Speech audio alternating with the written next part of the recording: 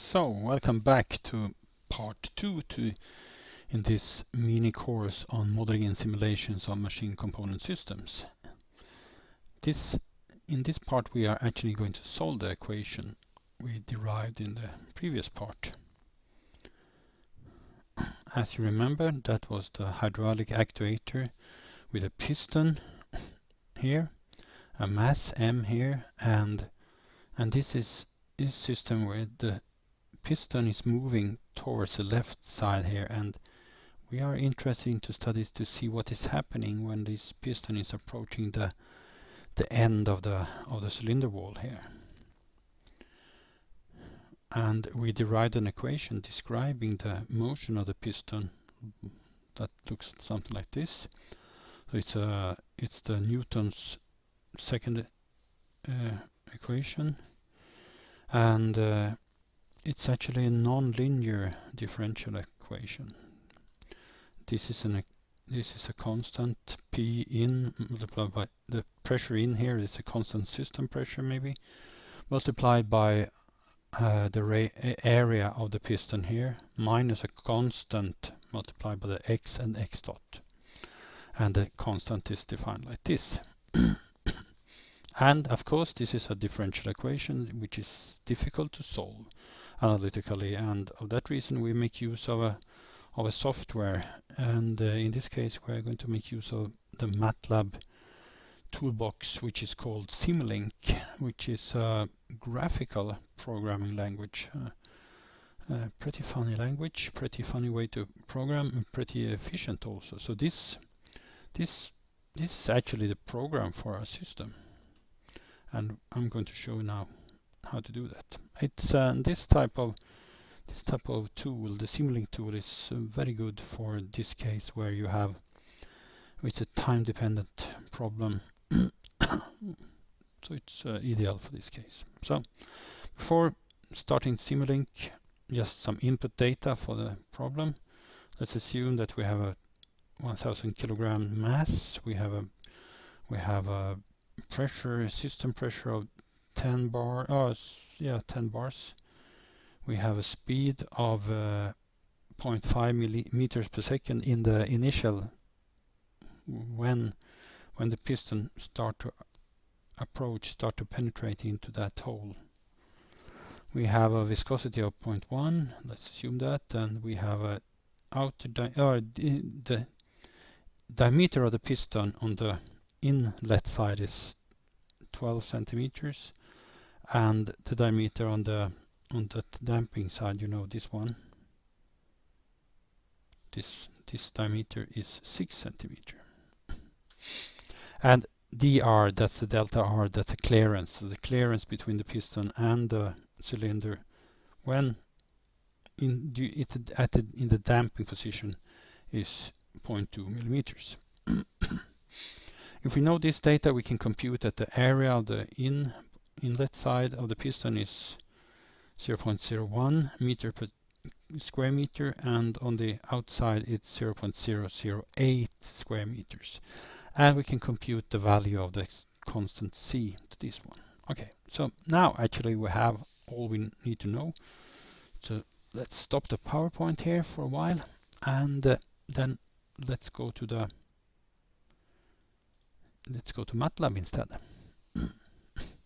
So when you are going to run Simulink, you just start up MATLAB, and you can press the Simulink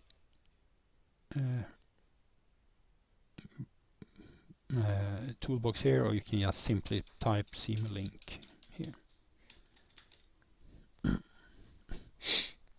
Take some time before Simulink starts.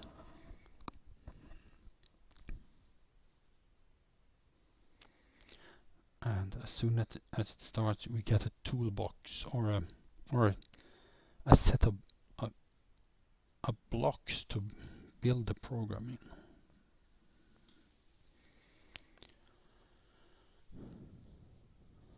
So what I'm going to show here, that it will look something like this when it's finished, and all these blocks are very logical. So it tells you this is a constant, and these are pipes. So in these pipes a value is flowing, and this is a gain.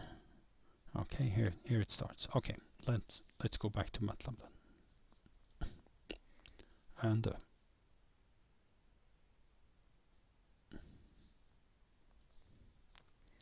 so here it is, the Simulink library browser. We can start up a new model like this. Let's move it here. And in this window we are going to draw our model. And the equation we are going to solve is this one. Maybe we need to see that while we are programming. I'm just moving around a little bit here. Let me see. Can't we see the equation? No, not yet. Here it is. Now we see the equation. This is the equation to model, to solve in Simulink. Okay, and here is a toolbar or a library of blocks to be used, and I'm pretty sure that we can start with taking only the commonly used blocks. In this case we only use the common blocks, but open up that one.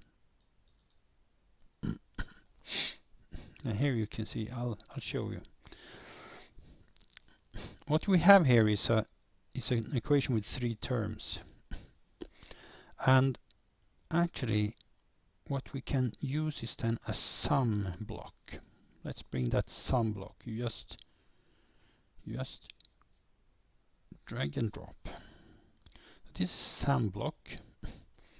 So if something is coming in here, something is coming out, and that's what is coming in here. So in this sum block, for example, P in multiplied by A in is coming in, and minus CX x dot is also coming in, and out is MX dot coming. So if we now we can, this is a constant, so we just, okay, look here, there is a block named constant. Just bring it here and drop it there. You can double click on the block, and they ask, what's the constant? Well, that's the C, and the C is having a value of 5.71 E7. Okay. And now you can also make it a little bit bigger. And instead of typing constant here, you can just double click on the word constant and just write P in multiplied by A in. That's our first constant. And this value, we want to bring that value into that summation block. And out from the summation block is mx dot dot coming. So we actually know that mx dot dot is coming here. We can just double click in the space here to write that down. Mx dot dot is coming out here. And if we divide mx dot dot by m, then you get x dot dot. So something dividing with something, that then we can use this block, gain block. Drop it here. And we double click on the gain block, and we know that this gain is not m, it's 1 over m, so it's 1 over 1000. And then we can make it a little bit bigger, then we can see that value also afterwards. And then double click on the gain and just write 1 over m there. And then we can connect these 2 blocks like that. So what is coming out here is actually x dot dot, the acceleration of the piston. Alright, if we know the acceleration, but if we can integrate the acceleration, then we get the speed of the piston. So I'll look at here in the library. We can check that we find an integrator. Let's bring that here too. The integrator here. Connect the integrator, and that means coming out here is the x dot. That's a magical program, this one. So the acceleration is coming into the integrator, and out is the speed coming, because we have integrated the acceleration. And if we integrate again, we take a new integrator, drop it here, and connect. Then we know that that is integrating the x dot. Then we have x coming out here. So now we have both x dot and x here. And we need both. We need x and x dot here. So we could actually need a product of them. And look here, there is a something called product here. Yeah, product. Bring that down here. And you right hand click on this one. Then you can see that you can choose rotate or flip, and you can flip block. That becomes better. Then you can take the X signal here, connect it to one of the inlets or in ports, and you can take the X signal. You know that in this wire you have the X dot signal. So you actually right hand click on the wire, and then you take it to the wiring, to the in port here. So you take X dot multiplied by X, and out is then X multiplied by X dot coming out, and you want to multiply that by the C. Oh, it struck me here that I gave you the wrong number. This is not, this is the C. Well, it shouldn't be the C, of course. So it should be 1.113 E4 instead. I computed that before I started this. And here I want to again now, because I want to multiply this by C. Right hand click to flip it, flip block, and like that. Double click on the block, and here the gain is 5.71 E7. Apply. Okay. And you can make it a little bit bigger also. So this is the gain is actually C here. So now from this, so we have taken X dot multiplied by the X multiplied by the C. This is this term. This is this is what we want to bring here. Well, actually we want to have the negative one. We can double click on this summation thing, and you can see the list of signs. So we make one of the signs to minus instead. Okay, and then you can connect to the minus side. And look, ready. This is it. This is the program. This is the equation. Now I have programmed the equation, and I can press the run button here, and I can run it. Before that, we do want to see what is coming out also. So, and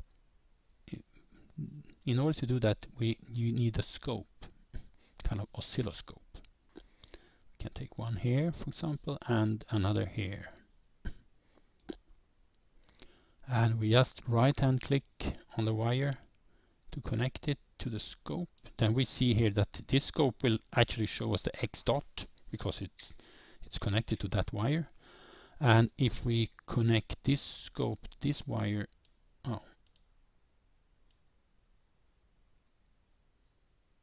we have a scope showing the X itself, so the motion. This will show the motion, the speed of the piston, and this scope will show the position of the piston. And now we can press the run button. Is something happening? Yeah, it runs, computes, solves the equation. Okay, it's ready. Double click on the oscilloscope. That's result. And this is the X. Press this button and this button to see what is happening. Oh, you have some oscillations here. The X looks pretty okay. Wow, maybe not, because it starts. I thought it should start at 0 actually. So something is wrong here. But then it strikes me here that this equation is a little bit tricky, because it's called stiff. So we need to be a little bit cautious here. We need to go into this simulation and model configuration parameters, choose that one. We may need to have a better solver for this case. I'll show you.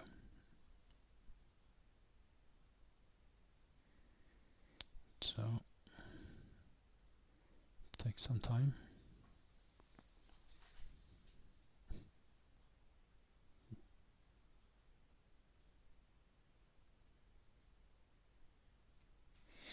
Okay, here we see a lot of information here, but what I wanted to show you here is the solver. We used the ordinary differential equation 45 solver, Dorman Prince, but this is a stiff equation, so maybe we can use something called stiff instead. Let's try this one. Okay. And let's try again.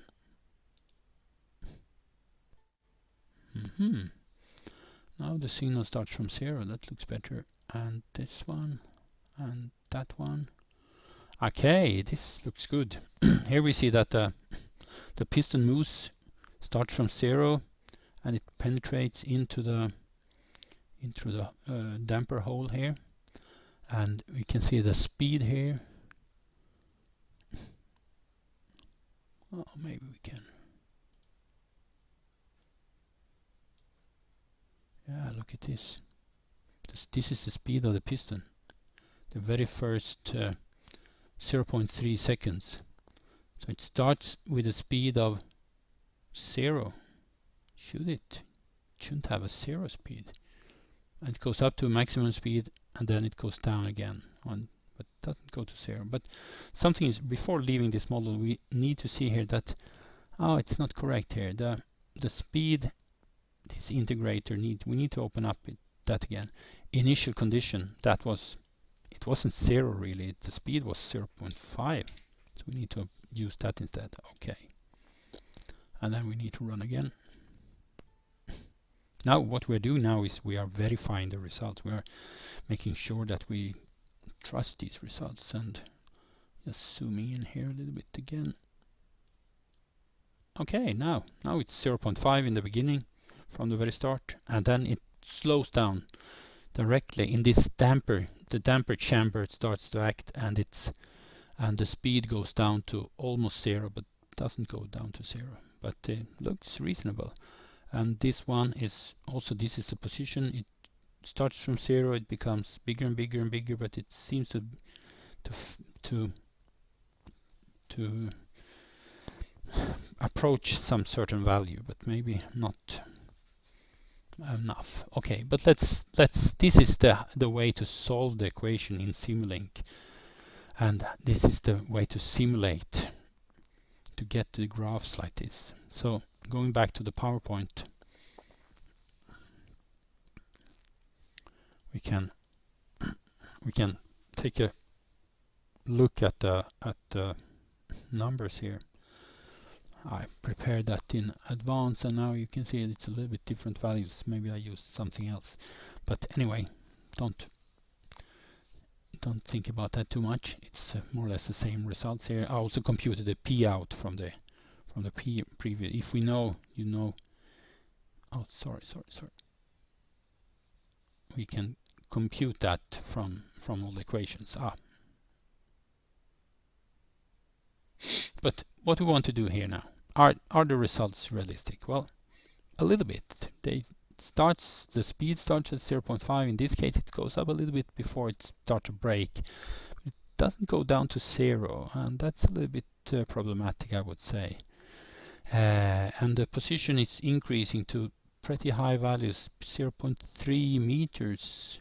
So this is 30 centimeters. It's probably this length is probably not 30 centimeters. So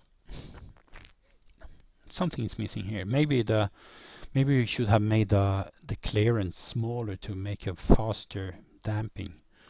So we actually used the wrong input data, but the model behaves in a correct way, but maybe we definitely need to tune this model before we're using it. But I just wanted to show you the process and just wanted to show you how relatively easy it is to solve it in Simulink. So, in the next part we will discuss more advanced models, and they are called lumped mass models. So thank you for now.